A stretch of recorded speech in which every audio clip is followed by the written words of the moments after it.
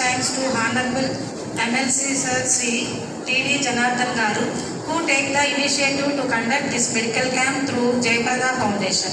Sir, we are truly grateful to your continuous support and commitment to health and well-being of our students. And our sincere thanks Honorable TDP President Sri Raghuram Garu and Honorable MLA Sri Sriram Rajgopal Garu for gracing this occasion and encouraging such community service activities. Our special thanks to Jayaprada Foundation Coordinator Sri Katta Narasimha Garu and Chandramouli Garu, and Jayaprada Foundation represent Srimati Chamundeswari Garu and Dr. Sudipti Garu for being part of this noble program and valuable support. Also thankful to all the doctors and medical staff from Jayaprada Foundation who provide their expert services with great care and compassion.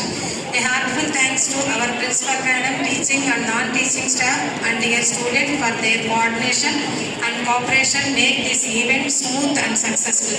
Thank you and all.